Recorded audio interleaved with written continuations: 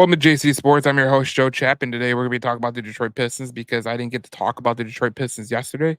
Obviously, they made a sizable move with Cade Cunningham, and they re-signed him to the rookie max extension, which is just it was something that was going to come anyway. So the Detroit Pistons plan to sign Cade Cunningham to a 5-year, $225 million maximum rookie extension.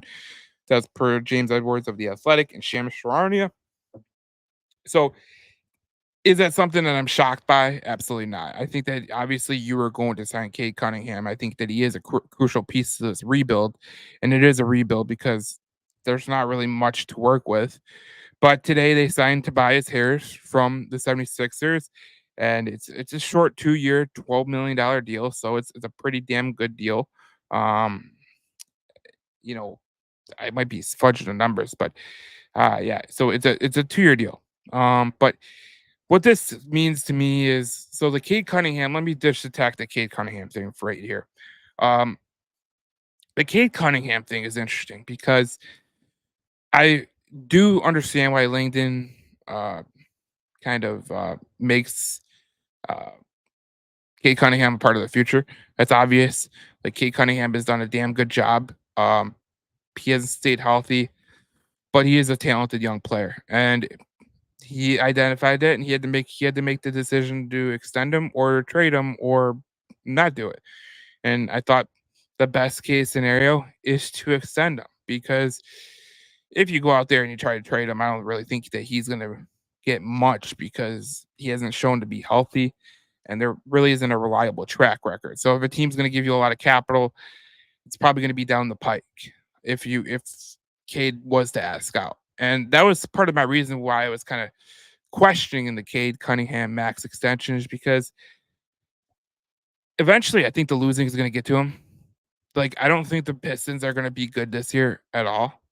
So that's one. And then maybe next year they probably won't be good as well. Like we heard Trajan Langdon say that he's going to take draft capital on, and we've seen him take some contracts on to get picks. He gained 3 picks overall so far this season with the Tim Hardaway trade. The Wendell Moore, they took that for to move up in the draft Bobby Clintman. But overall, like you look at the way that Cade Cunningham has played, there's not much to be desired. And if they're gonna really put Cade Cunningham as the franchise star, it's time to start building around Cade Cunningham. You know, what I look at with the Detroit Pistons is really simple. There's a couple things that are the issue with the Detroit Pistons. Number one, when you look at the Detroit Pistons, it's kind of laughable because they're so stuck in this like 1980s NBA basketball. Because if you look around the NBA, like you look around like the Boston Celtics, the Dallas Mavericks, the two teams that are in the finals, they shoot the ball. Unlike in Detroit, where no one shoots the ball. There is not one shooter on this team. Now, Tim Hardaway could be classified as a shooter, but like, where is your Drew Holiday? Where is your Derek White? Where is your, name a guy? Like, just name one. Like, they don't have that guy. Jaden Ivey can't shoot consistently.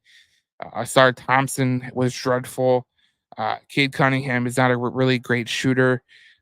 So they bring in Tobias Harris to kind of help to steady the flow. They bring in Tim Hardaway, who can shoot threes and can shoot. And you hope that that can kind of get you by for the meantime. But going forward, like there's going to have to be moves that are going to have to be made, and like uh, he's got to identify players that are going to match the rebuild what Trajan Langdon wants. Because as I see right now, I don't see anybody on this team that literally matches the rebuild. I don't see anybody on this team that really helps Cade Cunningham get to the next level.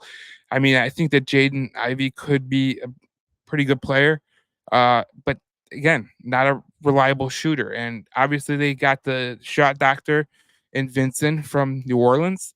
You hope that helps guys like Asar Thompson, Ron Holland, Jaden Ivey, Jalen Duran, Cade. Like you hope he helps out, but if that fails, we could be heading for a longer rebuild than we anticipate. Because right now, if you were to ask me, I don't see a way out for this Pistons team at this current time, and I'm concerned because obviously he signed this rookie max extension, but there is a possibility that if the losing gets to him, and the losing could get to him. Uh, does he ask for a trade out? And then you're going to be getting capital, and you're going to be starting all over again. So Trajan Langdon has been tasked with the impossible task of dealing with what crap that Troy Weaver left him with, because what Troy Weaver did, it's borderline just malfeasance. I mean, he put together a team that doesn't really. There's no pieces that fit together.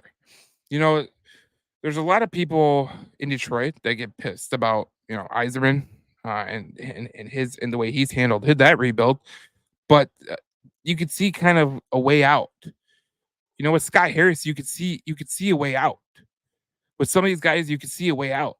But with the Pistons, like Langdon has been put with the impossible task of dealing with what Weaver has set him up for failure.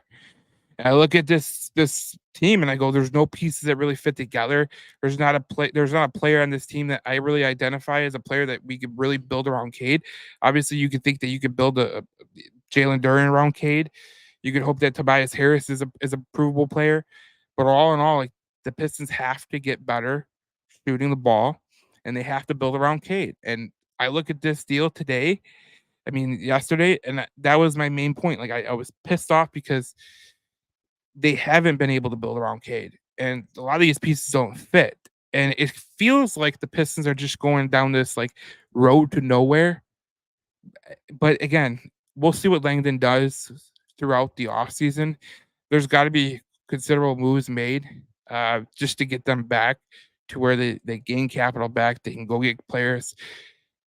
That's what's going to have to happen. And my worst fear for Cade Cunningham here in Detroit is that he's going to get sick of losing. He's going to get sick of losing. He's going to get sick of dealing with this team. He's not going to want to be here. He's going to ask out. And then that's going to step back to your rebuild even farther. You could hope Ron Holland's that guy. You could hope that he's going to be a guy that you could say he's going to be getting us out of the rebuild. But we just don't know. Like, we don't really know. We could hope, but we don't know. And at that point, is Cade even here? Because eventually losing it kills you, man. Like if you talk to a pro athlete who is around a losing franchise, like they say, like it just sucks the life out of you. And we'll talk about that more on JC Sports, but that was the first thing I thought of. Like if they're gonna really put the emphasis around Cade, they gotta build around Cade, and that's the only way that this is gonna work. So we'll see what happens in the rest of the offseason, and I'll talk to you later on a new video to JC Sports with the Pistons. And I imagine the Pistons will be pretty active this offseason. So we'll see you in the next video as we talk more Pistons basketball.